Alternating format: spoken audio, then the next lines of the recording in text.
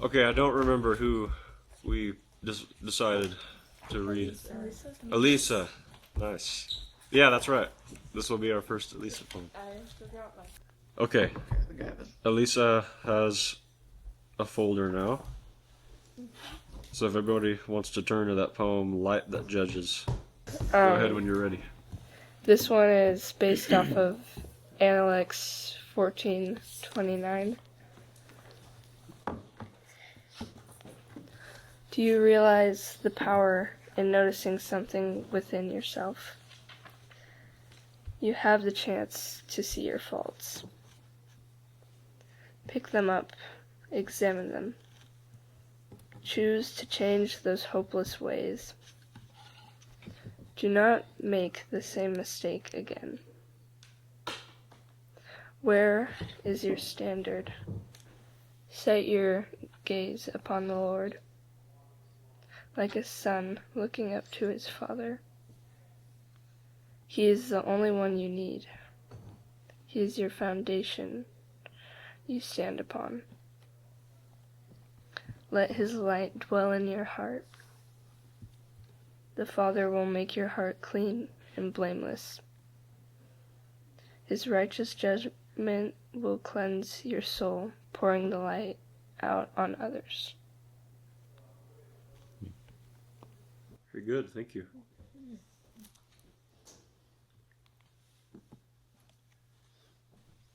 It's really good.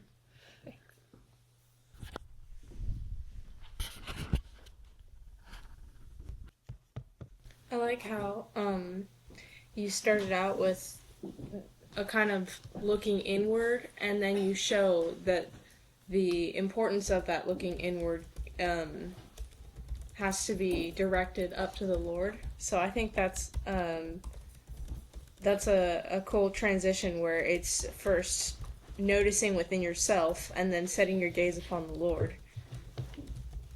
Because I think those are two very connected and important things. So I think that's really cool. I especially like where you say, like a son looking up to his father. It's just very fitting because he is like a father to us. And so the light that judges, it's not condemning because you know your father loves you. So this is a beautiful poem, especially for one of your first. Right? Yeah, I was trying to kind of say in the thing where I was saying that it's like a father and a son. I definitely think you explained it very well, saying that he's not condemning his son. He's teaching him and showing him the ways that he learned. Andy, why are you peeking at me? Are you guys praying? No. I just saw his eye around the corner. No, we're analyzing Elisa's wonderful poem. Where is that phrase? That sounds so familiar. The light that judges. Why is that ringing such a bell for me? Is that something we looked at recently? With something? Is it in the Analect? I think it might be. That's just like it's like super familiar. That phrase in particular. I think we did that Analect somewhat recently. So. But they say light that judges in the Analect? Is it a shorter one? 14:29? Because I actually don't remember exactly which one this is. I have it pulled up. I mean, it's probably medium length. It's not super short, but it's not long. Okay. Maybe if you want to read part of it, yeah. That's relevant. I was trying to actually analyze her connection here, because hers was actually about not criticizing others. And so that in context with light and judging is interesting. But Zagong was given to criticizing others. The master remarked sarcastically, "What a worthy man that Zagong must be. As for me, I hardly have the time for this." Despite the importance of being able to evaluate the character of others that has been stressed throughout this book, one must not be too eager to pass judgment on others. As we saw in 14:28, even the master did not presume to declare himself a true gentleman or sage. And in that light, Zagong's pretension to be an arbiter of virtue becomes even more absurd. This passage might also be compared to other passages where Zagong is criticized by Confucius for being too strict and judgmental with others. i.e. for not moderating his duty-defined demands on others with understanding. This translation follows Xingjian, who reads Fang as equivalent to Bang, to criticize, to slander. This is supported by 1525. When it comes to other people, who should I criticize and who should I praise? And is how the passage is understood in the record of the Three Kingdoms. Criticism and praise are the source of hatred and love, and the turning point of disaster or prosperity. Therefore the sage is very careful about them. This is why Confucius said, and then 1525, 1429, if even the virtue of a sage Confucius was this reluctant to criticize others, how much more reluctant should someone of moderate virtue be to carelessly criticize and to carelessly praise? This is how the passage is understood by Wu Kangzhe, who remarks, if day and night I am ceaselessly toiling away at the task of self-examination, where will I find the time to examine others? If I focus my attention on criticizing others, then my efforts with regard to regulating myself will be lax. One cannot but be on guard against this fault. So that last part, I think, connects pretty well. Yeah, I don't know if I connected the first part very well to it, but in the first part, when I was in the first part of the Analect, I was trying to connect the end of it to it, and it kind of just flipped sides. No, I think you did really well to connect it overall. Apart from the first stanza with your question, the rest of just talking about like the feel and theme of your poem, it feels, I don't know if anyone else would agree, but it feels a little psalm-like to me too, which I think is really neat. Just very simple and straightforward in its word choice and imagery and things like that, which is, Yeah. I would think it's a really great way to start when you're practicing poetry writing. Yeah, I was gonna say it seems like a reflection, even though she's speaking to someone else, like her perspective is talking to someone else, but still it seems like she's looking inward in a way. I like the part where it says, "Where's your standard? Set your gaze upon the Lord."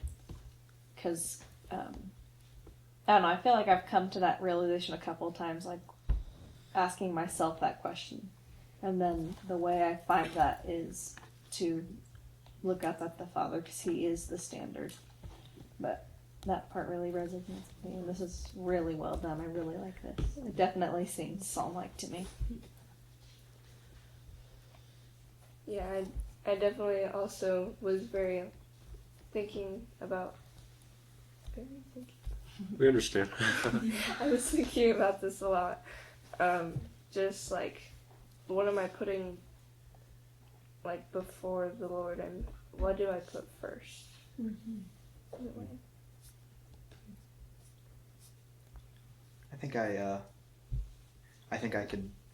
I don't know if you intended this, but I think I really like the last line of your poem. His righteous judgment will cleanse your soul, pouring the light out on others. When I think about the judgment of light, what that really is it's a revealing, right? It's shining light on those dark places within yourself that oftentimes can even be hidden to yourself, and revealing, which can feel very scary sometimes, but ultimately is a process that's for our benefit.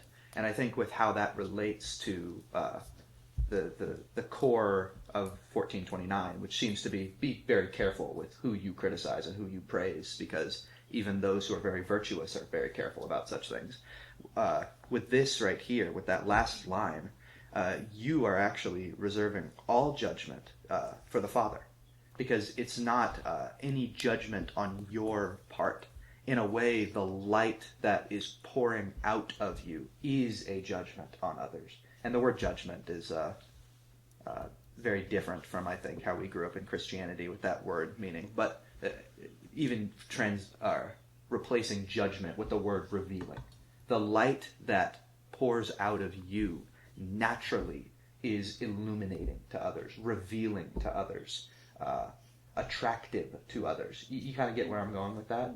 And so it isn't any effort of your own to make those judgments or to feel like you have some sort of appointment to shine light on those dark places. Because if you are living in the correct way, if you are allowing that judgment to pour on your own heart, that light will naturally come from you. And so I think I can see it from that perspective, and I really like that. Because I think that last line really ties it with 1429 for me. Yeah. We were actually talking about this at our last ladies meeting. Yeah, we were talking about how the way that you posture yourself and the way that you live your life is a way that reflects light, or it just is shallow and doesn't give any love to others, I guess.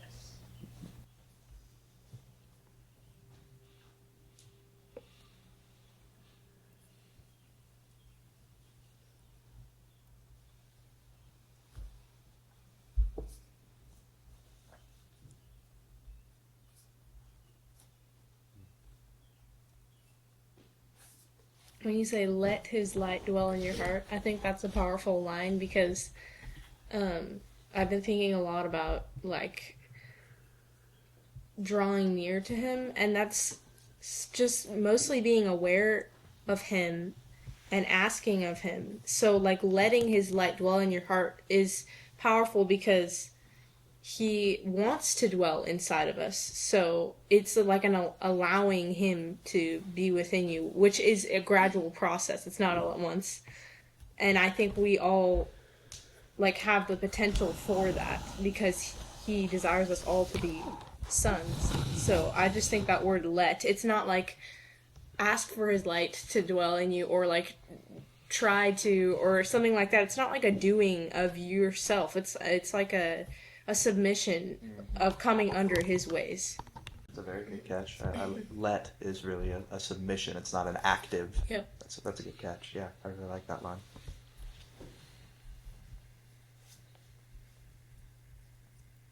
Yeah, I think it's interesting the way that you are coming to understand the standard as well, because, you know, as we've kind of already talked about a little bit, the standard a lot of the times can feel like something that we have to, hold, but the way that we hold it is to, to bring others up to it in a way that maybe is like words or actions, whatever it may be, but we see those things that are below and we have to like try to bring them up or whatever. But what you're explaining in your poem, and it's, something that you're coming to understand is the standard is that process of cleansing, I guess, within your own heart that the Lord is doing. And that's what keeps it as the standard, and that brings all else up to it because of your submission, as Haley was saying. So that's pretty profound. Something that I still am thinking about a lot. But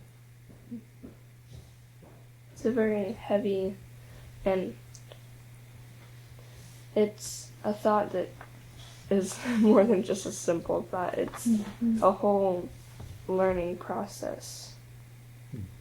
It can mean so many different things, and that's what I love about this Analect. It can reflect two different things and show different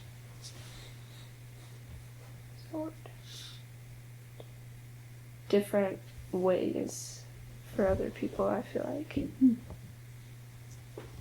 There's so much of this that is very timely and relevant too, like especially when we were given the context of the Analect that was the inspiration behind this poem. Those who are part of the Remnant chat may have seen some over the last day or so things sent out on the spirit of Leviathan, and kind of a summary of that video Matt sent out that my dad offered. It's really interesting to me because what your poem is very helpful in doing is bringing an enhancement to the point offered in the Analect in such a way that it like gives a solution to that that typical way of going about, offering correction or criticism towards others, as was seen to be the case with who was that? Zhongzi, was that the disciple? Oh, and I'm mispronouncing his name. Yeah, close enough. Yeah. Anyways, this is the heart posture to have in our interactions with others in this regard. It is a judgment that begins within first, and not obviously according to our own standards, but those that we are only able to know and apply to ourselves. And that's the important part, is it is first a self-application when we are in the presence of God as our Father and in that place of fellowship with Him. And then the correction only comes, the correction unto other lives, which kind of maybe was our intent to begin with, only comes as an outpouring of that judgment that began within us. It's that light that judges. It is not something ever imposed by our own standards, even if those standards are something we think are inspired by the standard that God has for us. It's never something that comes as a result of our own observations, our own good intentions. It is a light that doesn't need our strength, does not need our wisdom. And so, in a sense, it is actually a very effortless thing that takes place, because God is the one that judges. The light of God is the one that judges. It's nothing that ever comes from our own efforts. What does come from our own efforts is the effort that is applied to the judgment we have within our own inner lives, our own souls. Trying to remember the place. My dad covered it some weeks ago in one of his teachings, where in the Scriptures it says, judge yourself first before, so that you don't have to be judged. Or, you'll still be judged, but I'm trying to remember the exact way that was worded. Because that's really the heart behind what your poem is, the wisdom that your poem is offering us. Where is your standard? Set your gaze upon the Lord like a son looking up to his father. That's the essence of your encouragement. That's the greatest way, obviously, we can be of any good influence, corrective or encouraging or otherwise, to anyone else we know, is if this is the case, as you describe in your poem. It's a pretty simple but very direct principle. One thing I really want to point out, just what I have observed with Elisa today, and I want this to be an encouragement for all of you, and it's something I'm really impressed with, but Elisa has been extremely interactive whenever we've been offering her encouragement and observations on her poem. Like, I really think it's great that Elisa will come back with an observation on someone's observation. It seems like such a small thing, but that's the kind of interaction that I really want us to all be having during this time. At least maybe if your own poem's being read, be conversational about it. So, good work on your poem and on your interaction with us about your poem, Elisa. Can you choose the next person? You might want to do a raise of hands. Who hasn't gone? Yes, who has not gone. Oh, I can't even remember if I've gone yet. Your Analect poem. I don't think you have. Oh, I haven't. I'm gonna pick Isaac. Isaac. Good choice. I liked his last poem very much.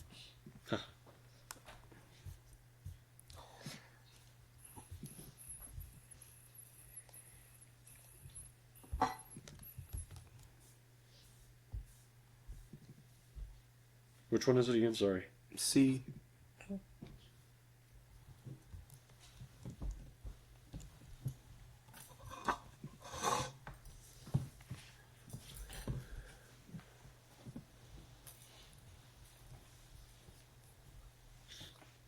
Should I read it? Yeah. Go ahead. Okay. Destruction. Gray ravaging swirl. Debris and flying trees. Loud gusts. Confusion. A world seen through a tainted lens will be a tainted world. Plant your feet and know. When the dust settles and the wind moves on, a new journey arises. Clarity, soundness of mind. Ah, yes. Now the first step can be taken.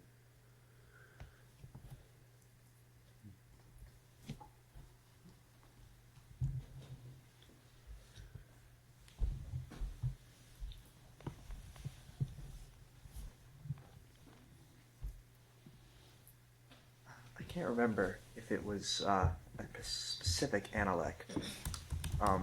But do you recall when we have talked about sometimes you have to deal with your soul as like a rowdy child, and how sometimes sometimes you literally have to let your soul throw a bit of a temper tantrum so that you can get it under control? Was that an Analect we went over? I know it wouldn't use those words, but I can't quite recall what the context in which we went over that was. I think we've used that example many times. Yes. Most recently, it may have been in an Analects discussion, but I don't remember. Regardless, that's really, I don't know if that's what you intended with this, Isaac, but I mean, I had an experience like this yesterday, so that's why I think it was so fresh in my memory. Because, I mean, the destruction, the gray ravaging swirls, it sounds like a tornado you're describing, which literally feels like what's going on inside me, at least, whenever I get very, I'll say, passionate about something. Mm-hmm. And so I was just talking with Mom and Dad about it last night. I get very frustrated at myself that I feel like I don't even know what to do when I get like that. Yeah. Like, it literally feels like I kind of just have to weather the storm and ride it out, because I feel inconsolable. It's so weird.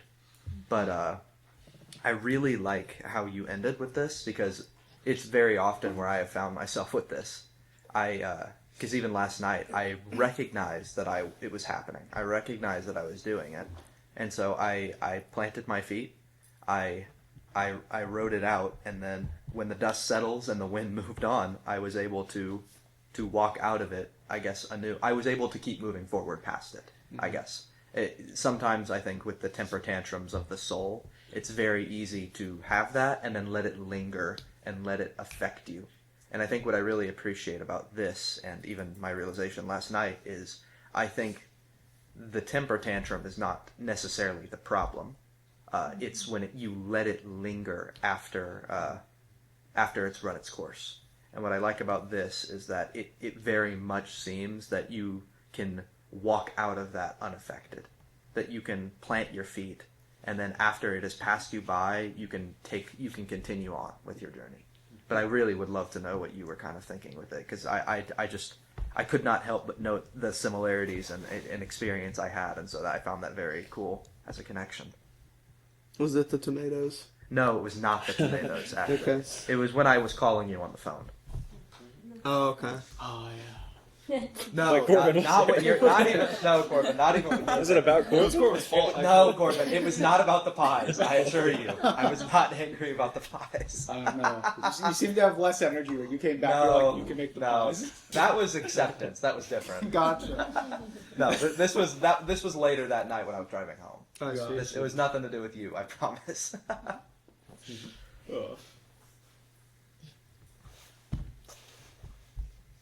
Yeah, I also really like it as well. I had also kind of a similar experience the other day as well. Just kind of where I, realized that I started to like spiral in my thoughts. It was just like so quick too, and it's very self-inflicted. Like I just start to think about things, and then it's also like kind of weird because I almost enjoy it in a way. Like I like to just start to think about things and then imagine my own things, with whatever I'm thinking about.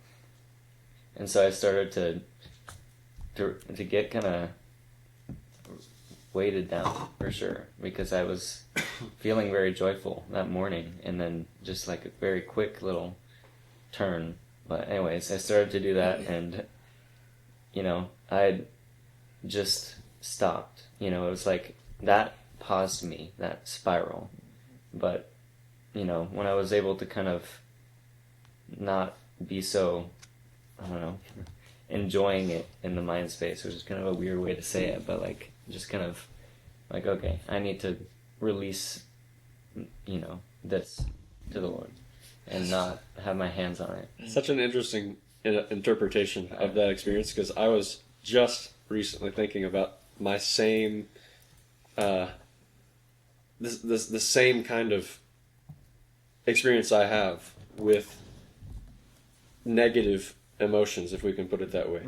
So like they become so familiar that there's almost like this like weird kind of Masochism. Yeah, that's No, one word it is. yeah, That is what it is basically. But it's like a strange pleasure that you have in, oh, here's this again, and I know what this usually. It's not a pleasant overall feeling. It's familiar and it's But comfortable almost. Yeah, and it's reminding me of that ridiculous song that's been used in memes and everything. What? You know what I'm thinking of? No. Where he says, "Hello, darkness." My Oh, it's like so, yeah. But that's like such a real attitude that people develop towards their negative emotional experiences. Like, oh, here's my friend, the negative feelings, and that is obviously not the right way to address being downcast. Like, you get the complete opposite reaction from someone like David in the Psalms, where he is like commanding his soul, "Why are you so downcast?" And he tells his soul what to do after that. Praise God. Worship the Lord. Because he is your salvation. So that's always been one of my favorite instances in the scriptures where you see this dual person interaction within one man. So the spirit talking to the soul. And that is kind of an entry point, I think, into a way in which we can deal and actually should learn to deal with negative emotions.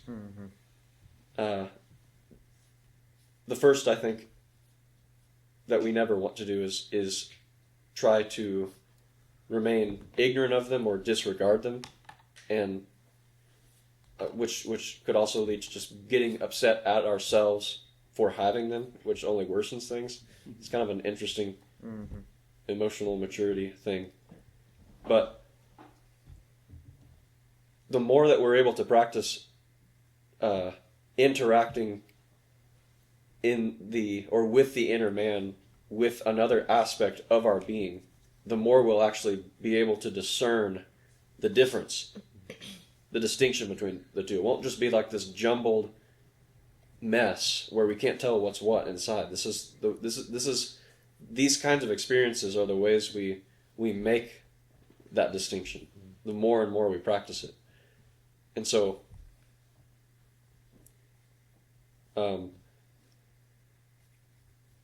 it is a very interesting, and I would, from my limited and progressive experience with it, because I can't say I'm at all even very seasoned in this. But it is almost a soothing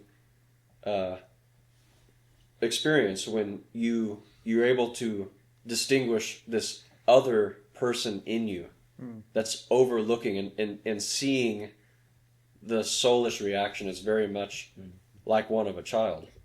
Like, what part of you is seeing your soul like that? It's obviously not your soul. There's another part of your being that is you can learn to see it in the moment. You're obviously able to see it better later on once the emotion has passed.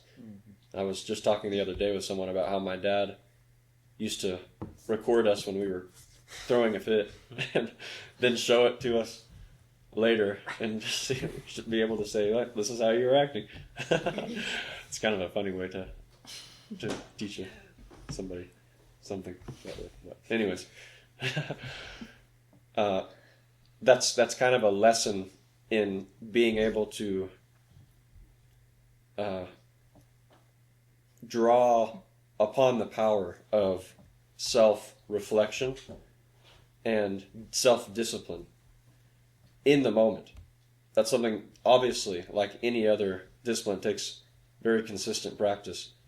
But what I'm saying is, the more often you're able to do that, the more effort you put into doing that, the more you will be able to very clearly see the difference between the soul and the spirit in yourself in the moment.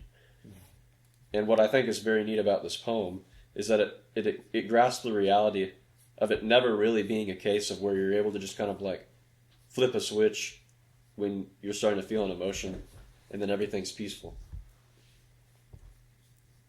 I mean, I definitely can't say that's ever been something I've been able to accomplish or see anyone accomplish very well. But there's a weathering the storm in such a way that it doesn't pour out of you in a way that negatively impacts others or your circumstances, that I think this poem demonstrates the wisdom of pretty well. Go ahead, sorry. I was just adding, that's why I wanted to jump in, because to what you're saying, the terminology you use is excellent, because you say plant your feet. And, if you think about that, where are you planting your feet? Well, you're planting it wherever you have your foundation, right? Even last night, I remember when I was able to, the first signs of me being able to get through that was reaching out in prayer. That was my first step towards getting out of that storm. And I really like that wording, because it really depends on what you have underneath you, right? If you have the wrong things underneath you, well, that foundation's going to get sucked up too, and then you're just going to keep going with the tornado. But if you have your foundation in something that's solid and something that's not moving, and you plant your feet in that, well, the storm can literally pass you by. You can stay there. You can remain planted in that. You know what I mean? Mm-hmm. And so I think that's clever wording, because it double works there. Yeah, sorry, go ahead.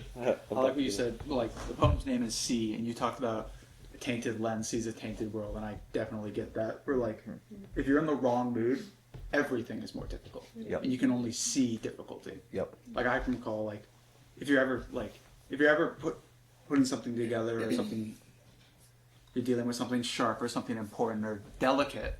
Like if you're, Legos? Yeah. If you're wrathful about it, nothing is going to go how you want. And like, I've definitely reached the point, because how I kind of see the poem is it's the breakdown of the recognition and recovery of that. It's seeing, I'm whirling right now. I want to like slam doors, not walk through doors. And it's the ability to sit down and be like, I know this passes. Nothing about it feels temporary in the moment. And as long as you don't recognize that, you will keep that going as long as you want. And it feels good to be there. Like, it's wrathful, it's energy, but it's exhausting at the end of it all. But being able to realize I'm whirling right now and just sitting down and letting it pass, then clarity returns. And is knowing clarity will return. But knowing that means, like, right now I do not have clarity. Right now things are vapid and quick. And that's how I want to keep going until I calm down. Yeah, that's a really good point. Is like knowing that you're like, okay, since I'm all up in this, I know that the ways that I'm perceiving things might not be the reality, because I know that when I get like this, it's not clear. Yeah. That's definitely a mature way of going about that kind of thing. Mm-hmm. I very plainly see it as just like, this is an altered state I'm in right now. This is not my norm, and I'm not going to act my norm, or in a way I would appreciate myself acting. Just something that because I was remembering where I love that you said see, because that reminded me of something. Wednesday, when we were doing the Seven Spirits, Isaiah 11, what was really sticking out to me was there was a translation of it where it was, my version I've always read is, he will neither judge by appearances nor make his decisions based on rumors, which makes sense, right? But another translation that Tim had read that I had never heard before, which he will not judge by what he sees nor by what he hears. And I think that very much correlates to, I guess, in a way, separating yourself from that soul, and even with what Corbin was saying with the sight, right? It is a separation from the natural ways in which we often want to deal with our things, right? Your rational thought fails you, right? What you see fails you because it's tainted. What you hear is going to fail you, right? All of these natural things that man likes to use fail you in moments like that. And it actually forces you to lean on your foundation, because everything you see will be wrong. Everything you hear will be wrong. Everything you think will be tainted. This connects really well to what we were just discussing with Elisa's poem as well. That's a very helpful scripture to bring up. Yeah, thank you for saying see. That I was like, oh, that reminded me of something. And it's only the first step many times to get over that. Yeah. It's that difference just to use the scriptural metaphors that describe people. You're either a tree planted or you're a wave tossed when it comes to your emotions. And you're as James would say, he used the wave tossed image. When you are someone who is slow to learn, slow to listen, and quick to get irritated, quick to get angry.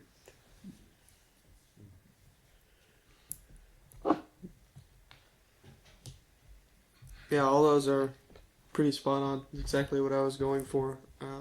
The original, like what I was writing on, was the principle of rest that we went through. Can't remember the name of the writing now. It's the one that I had written a decently long paper on with like the 7 steps of attainment. I can't remember the exact book now.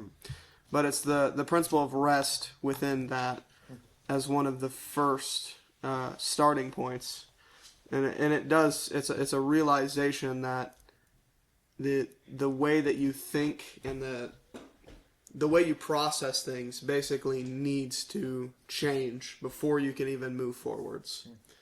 And so the gray ravaging swirl is representing a tornado, which is the mind. Mm-hmm.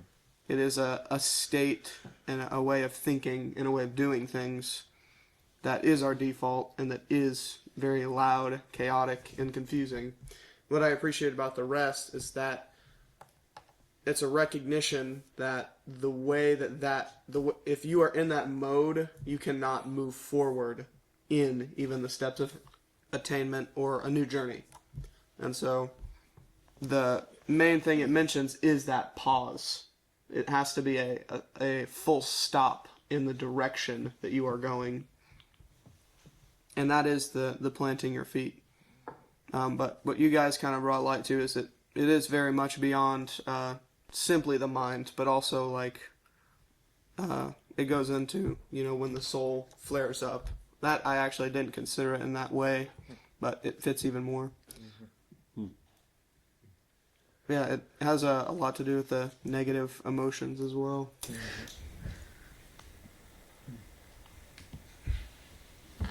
Yeah, I feel like that is a very good example of like taking your stance and having peace and something that is going on in your mind and going on around you, I guess. And just to not be influenced by those things and come out beaten by what happened in that moment. Yeah, I mean, I even thought of like trying to like navigate somewhere in the middle of a tornado. Like even if you had like a directions to follow or like some kind of map or something, like trying to drive around in the middle of a tornado, you're not really gonna get anywhere. Like you're gonna get. You might go somewhere, but not where you want to go. Yeah, well, you're getting thrown around everywhere, and you can't see. You actually cannot see the world as it is. You see something completely different. You're blind. Yeah. And so what needs to happen is a stop. There needs to be some kind of changing of course. And yeah, go ahead. No, finish. I just was thinking out loud. And that starts with a full pause and rest. There's a rest there. And even if it's in the storm, there's still a rest. And then when that does pass by, when your mind is in a different place, in a different way of thinking, that is actually when, okay, now I can see a path forward, a way to advance or move on from this. And that's where it connects. I feel like when you're talking about being blind in it, that's where it connects to Elisa's, where it talks about light, because light helps you to see. Obviously, the metaphor of a tornado doesn't work quite the same, but it's the same principle of like feeling blinded. You don't know where to go because you can't see. What you guys have mentioned in this part of the discussion reminds me of that Analect. I think it might be one of the last of book 1, where he tells Zulu, this is wisdom, to know what you know and to know what you don't know. Or maybe we could alter that slightly and say to know when you know and to know when you don't know. So we're also seeing in the way to respond to those sorts of bad weather of the soul moments, that's where we can practice this wisdom that's being spoken of, is being able to know when you are able to see things clearly, and to be able to know when you're not seeing things clearly. To be able to have that recognition, that awareness, like the meta awareness. So awareness of your own awareness. Am I aware that I am not seeing things, or I'm not really able to see things clearly? And am I also aware when I am able to see things clearly? That doesn't always take your own self-analysis either. That very often requires the input of other people too. So that was another kind of a neat connection there, because I don't feel like I've ever really been able to draw much, or as much as I'd like, from that particular Analect of Confucius describing what a very powerful term like wisdom means, but seeing it in this context. Yes, this context makes it mean a lot more to me, for sure. Anyone else? Hopefully. Still have some time. I feel like the wisdom that you're talking about, if I'm saying this correctly, but I guess the wisdom is like a seeing and knowing the right timing. Yeah, it is timeliness. That's another really big part of it, for sure. That's a completely different and very interesting discussion that we've touched on a little bit before. But the word we use for that is timeliness. So knowing, it's not just a matter of knowing what is right or even just how to do something, but knowing when to do it. Is timing in things is actually plays a much more important role than we tend to understand.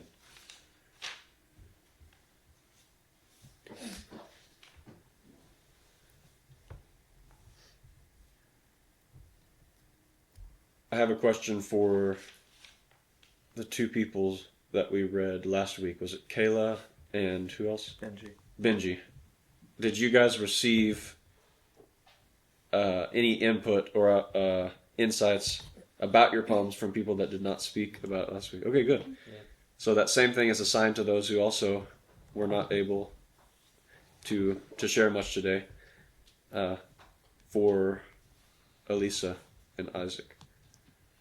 If you want to if you could this week as your assignment, message them.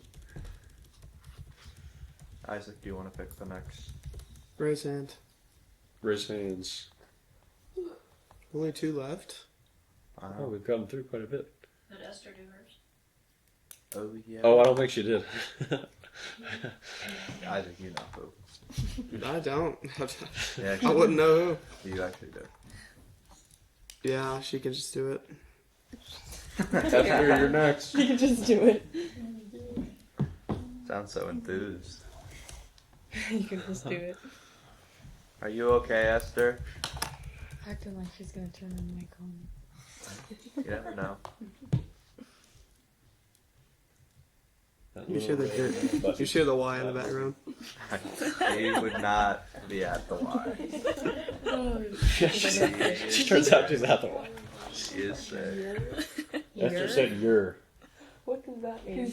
Maybe she missed the P. You're. No, that's a yes. Oh, she's that said yes. Yeah. Well, that's good. That's confirmation. Okay, at least she's alive. Miss you, Esther. Sorry you can't be here. Yep. We're all looking that way, but she Where's the cat? Oh yeah. Oh yeah. She said heart. Oh, heart. So sweet. Yes.